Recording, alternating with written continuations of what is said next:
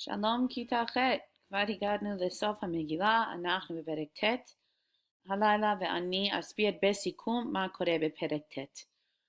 בסוף הסיפור פה אנחנו רואים את המלחמה בי"ג אדר בין עמי המדינות לעם ישראל. בואו נגיע לזה. אוקיי. וב-12 חודש וחודש אדר ב-13 יום בו, אשר הגיע דבר מלך ודתו להיעשות, ביום אשר ציברו אויבי היהודים לשלוט בהם, ונהפוך הוא, אשר ישלטו היהודים המה בשונאיהם. כל הפרק הזה מדבר על ניצחון של היהודים. איך שהאנשים שציברו אויבי היהודים לשלוט בהם, כאשר האויבים של היהודים רצו לשלוט בהם, to rule over, to control, which is a nice way of saying to kill the Yehudim, ונהפוך הוא, but it flipped around, וישלטו היהודים בשונאיהם. כל היהודים בעריהם בכל מדינות המלך הכינו ועמדו עם הנשק שלהם לשלוח יד לכל האנשים במדינות. ואנחנו רואים שתי דברים. איש לא עמד לפניהם כי נפל פחדם על כל העמים. היו אנשים שאפילו לא ניסו להילחם נגד בני ישראל בגלל שהם פחדו מהם, וכל מי שכן הילחם נגד בני ישראל הם נהרגו על ידי היהודים. אז אנחנו רואים פה ניצחון מאוד גדול. Okay? אנחנו גם רואים שמרדכי גדול בבית המלך ושמעו הולך בכל המדינות, כי האיש מרדכי הולך וגדול. כולם שמעו על מרדכי ואיך שהוא גדול ואיך שיש לו כוח, or he has this reputation of being this powerful man, and they are afraid of him. Okay? אז היהודים ניצחו, הם הכו את שונאיהם, 500 איש בשושן הבירה. So we can imagine Shushan Habira as being like Washington DC. שאם היה מלחמה בין Democrats and Republicans, right, the war would last the longest and be the strongest in Washington DC because that's where all the political action is happening. And that's the same thing here in Shushan Habira. So we hear the number in Shushan Habira on the first day, בי"ג אדר 500 איש נהרגו, וגם את 10 בני המן. Now, ויאמר המלך לאסתר. We don't see Esther approaching the king, but we see the king instead talking to Esther. It sounds almost like a response. בשושן הבירה הרגו היהודים עבד 500 איש, ואת 10 בני המן בשאר מדינות המלך מה עשו? ומה שאלתך ויינתן לך, ומה בקשתך עוד ותעש. המלך פה נשמע קצת דואג ומצטער על מה שקורה בכל המדינות שלו. הוא אומר שבשושן כבר נהרגו 500 איש, וגם 10 בני המן. Oh my God, what could have happened in the rest of the מדינות? Yet, I love you, Esther, and what is your she'elah and bakasha? So, we didn't see Esther approach him, but we see him responding. So, clearly, Esther had a bakasha. והיא מבקשת לעוד יום לאנשי שושן להילחם, בגלל שהמלחמה עדיין לא סיים בי"ג אדר. אז אחשוורוש נותן לאנשי שושן להילחם גם בי"ד אדר. וכל המשך הפרק אומרת שבי"ג אדר כל אנשי היהודים במדינות הלחמו, הם הרגו את אויביהם, ובי"ד אדר, שזה פורים היום, הם נחו מן המלחמה, והם עשו ימי משתה ושמחה. Here we go, ב-14 יום בו. אבל היהודים בשושן נקהלו, that means they gathered together להילחם ב-13 וב-14, ונוח ב-15. וזה למה יש להם שושן פורים, שזה בט"ו אדר, בגלל שהם החלמו לשני ימים במקום ליום אחד. כתוב פה על הקביעה, the establishment of פורים, שמרדכי ראה שאחרי המלחמה כולם עשו משתה ושמחה, והם שלחו משלוח מנות מן המשתה לאנשים, והם נתנו מתנות לאביונים, ומרדכי כותב שלכל שנה ושנה אחרי זה כולם יעשו אותו דבר, וכולם יחגגו את החג באותו אופנים. So, מרדכי כותב מכתב ושולח את זה לכל מדינות המלך להגיד שעכשיו לכל שנה ושנה ב-14 לחודש אדר וגם ב-15 בחודש אדר לאנשי שושן או אנשים שגרים בכרך, עיר מוקפת חומה, שכולם יחגגו את חג הפורים, and it's called פורים according to the text, כי המן בן המדת האגגי סורד כל היהודים חשב לעבדם והפיל פורד, ובבואה לפני המלך, when Esther comes to the king, ישוב מחשבתו הרעה, she reverses the plan, Al ken kar'u layamim ha'ele Purim. So we're going to talk about this concept in a minute. He establishes Purim, and the people accept. V'hem omrim ken, anachnu nachagog et Purim kol shana v'shana.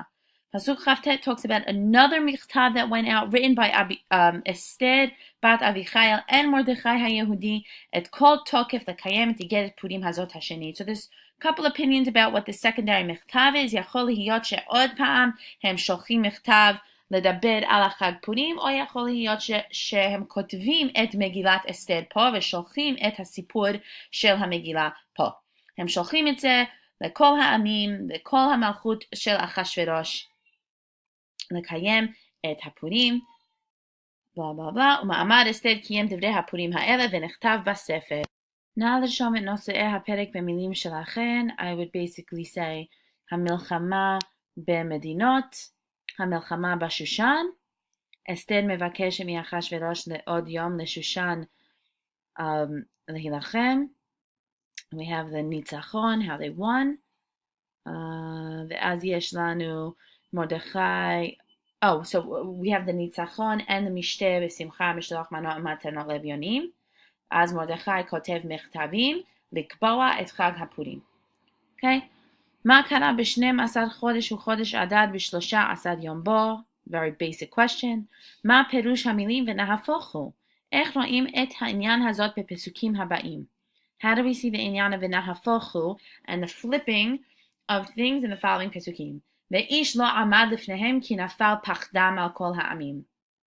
That nobody was able to stand up to a יהודי כי הם פחדו מן היהודים. How did this change from the beginning of the מגילה? נקהלו היהודים בעריהם בכל מדינות המלך אחשוורוש לשלוח יד במבקשי רעתם, שכל היהודים היו מוכנים להרוג את כולם. איך זה השתנה ממה שראינו בפרק ג'? כי גדול מרדכי בבית המלך. איך זה השתנה ממה שראינו בפרק ג'? ויכו היהודים בכל אויביהם מכת חרב והרג ואבדן. ואיך זה השתנה מהעניין או הרעיון של המן? מה קרה בי"ג אדר? מה קרה בי"ד אדר? So I'm asking here for also in the מדינot and also in Shushan. So two different things. מה מבקשת אסתר מאחשוורוש? האם הוא מסכים? Simple question. מה פירוש המילים? ובביזה לא שלחו את ידם. למה זה חשוב? So I'll explain what this means and you could think of why it's חשוב. בביזה לא שלחו את ידם, זה אומר שאחרי שבני ישראל ניצחו את המלחמה, הם לא לקחו מן הרכוש או הביזה של המלחמה. They did not take any of the property of the people that they killed. Okay, why is that important? What does that say about the type of milchama that this was? What does that say about the Jewish people? נא להסביר את הפסוק הבא. והיהודים אשר בשושן נקהלו ב13 בו וב14 בו ונוח ב15 בו. ועשה אותו יום משתה ושמחה. Simple. בגלל המקרה הזה, מה עשו האנשים בערי הפרזות? Okay, so this is asking you, the people in the regular cities, ערי פרזות are regular cities, not a krach, how did they celebrate, איך הם חגגו את הניצחון שלהם, the specific things that they did in their ניצחון. מה קבע מרדכי במכתב היהודים? So I tell you exactly which פסוקים to look in. Okay? I'm skipping question 10 for a second, I'm going to go back to it. לאיזה פסוק קשור המילים על כן קראו לימים האלה פורים? Oh, that's part of number 10. So skip that for a minute. מה קיבלו בני ישראל על עצמם? What did they accept upon themselves? That one is easy, the חג of פורים. מה הוסיפה אסתר במכתב שלה? I don't even know what I wanted from you here. Let me go see. מה הוסיפה אסתר במכתב שלה? וישנח צפנים לקיים ימי בנים בזמניה. Oh, this is what I wanted. דברי סומות וזעקתם. Also the fact that Esther had to fast, ושאסתר הצטרכה לצום ולזעוק לקדוש ברוך הוא כדי שהנס הזה יקרה. So Esther adds that, and that's why we have ta'anit Esther. וזהו. Okay, פרק י' we'll do together in class. It's simple. But I want to go back to this concept here. You can think about it. אתן לא חייבות לענות על השאלות האלו עד מחר. But let's just look at it a minute. Okay, we have כי המן בן המדתה האגגי סורר היהודים חשב על היהודים לעבדם והפיל פור הוא הגורל. So simply, you can write, המן רצה להרוג את היהודים. hu hipil pur, right? Haman asa pur laharog et hayehudim. Something like that, one sentence. ואז בפסוק כ"ה זה מדבר על אסתר. ובבואה לפני המלך, עמד, blah, blah, blah, ישוב מחשבתו ותלו אותו ואת פניו על העץ. But then Esther came along and canceled, ביטלה את הגזרה של המן, and כ"ו, על כן, because of that, קראו לימים האלה פורים. Because of what? If it was because of Haman, this pasuk, Chavav, should have come right after pasuk Chavdalid. But it seems to come right after pasuk Chavhe, which speaks about Esther's actions. So over here, question 11 says, "Le'eze pasuk kashur hamilim al ken kar'u layamim ha'ele purim." It seems to be referring to the actions of Esther. Ma menasah ha'mechaber shel ha'megillah lahagid lanu. It seems like the author of the Megillah is trying to really credit Esther with the Chag of the Purim. And Rabbi David Foreman, and I showed you these videos in previous years, but we could discuss it again tomorrow, gives a much better connection and a much better textual understanding as to what exactly Esther did, the canceling out of the Gezerah. There's a word for that that's connected to the word Purim. And what he says is that over here, the author is trying to tell us that really, it looks like we're giving credit to Haman for the name Purim, but really we are giving credit to Esther for the name Purim. We could talk about that more tomorrow. Bo'u nisayem, let's just finish it quickly. Nos'eh ha'perek lamilim shelachem, two of them. Achashverosh Sam mas al haaretz ve'iyeh hayam. He puts a higher tax on the rest of the land. Ve'Mordechai haya gadol bemalchut ve'katvu alav besefer divrei hayamim, which is like Sefer HaZichronot. Now Mordechai was powerful and strong, and he was a ruler at this time.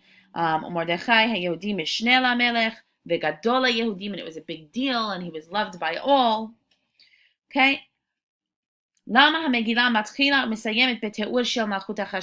might think it's so unnecessary to end over here with speaking about Achashverosh. He really doesn't have anything to do with the Nitzachon, like he's a non-character. But the authors clearly are trying to ke'ilu pretend that Achashverosh is the protagonist here, and therefore they're including him in the conclusion. As if to say, like, oh, by the way, if you were wondering about the main guy who we started off with, this is how it ends, and he adds a tax, right? It's very silly. And seems like, something that we shouldn't care about. But the idea here is just to say, if we're going to maintain that Achashverosh is our protagonist, then here we're going to put him at the end again. Mamad Gishim, Pesukim Bet Vegimel. But what do Pesukim Bet Vegimel really come to hint out to us? Or maybe it's a little obvious. Shemordechai Be'emet Haya Ha'ish Im HaShilton. He was the one with the control. Vehu Haya HaMechubad. And he was Mishneh LaMelech, but it was as if he was the Melech himself, because he was the one who was popular and loved by all. So Kita, I hope that you were able to complete this section of the booklet. ובעזרת השם מחר אנחנו ביחד נעשה ונתחיל ביחידה של ההלכות של פורים. And I will see you all tomorrow.